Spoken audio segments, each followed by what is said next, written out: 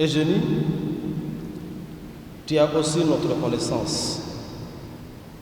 Tu as particulièrement la reconnaissance de ton époux, Aloïse Raymond, pour ton ouverture, ton sens du partage,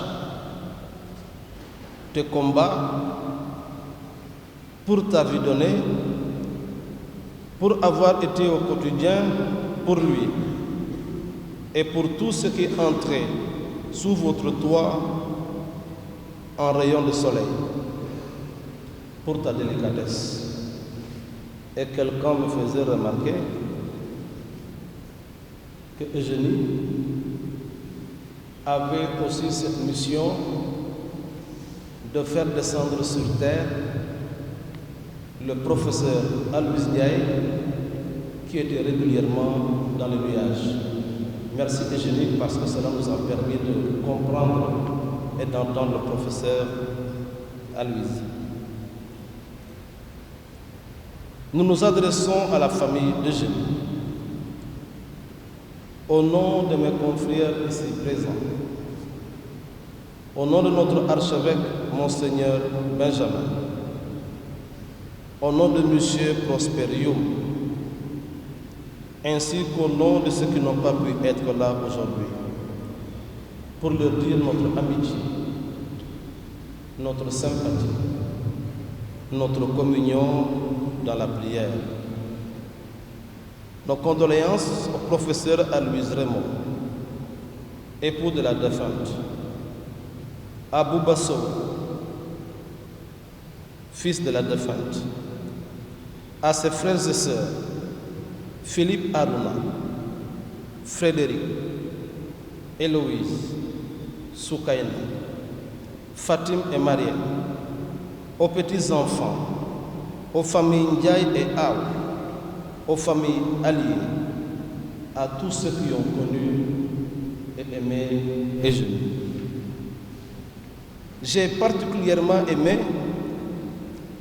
la finale de la première lecture, qui est un extrait du livre de Proverbes.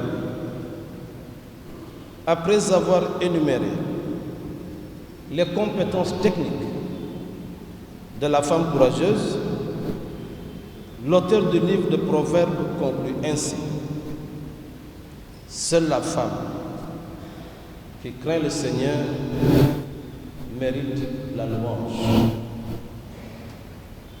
Seule la femme qui craint le Seigneur mérite la louange. Ensuite, je trouve intéressant de savoir de quelle crainte de Dieu parle-t-on. La Bible montre parfois l'homme saisi d'effroi et de peur devant Dieu. Mais le plus souvent, l'auteur biblique exprime par ce mot le respect religieux qui saisit l'homme devant la grandeur de Dieu qui dépasse tout ce qu'il peut imaginer. Une question pour l'actuel archevêque de Dakar de consigner pour le transmettre ce qu'il avait vécu à Jérusalem. L'article avait comme titre « Je rentre de Jérusalem ». Eugénie est attaché à la transmission et nous invite à veiller à la transmission, à la qualité de nos transmissions, à la qualité de ce que nous transmettons.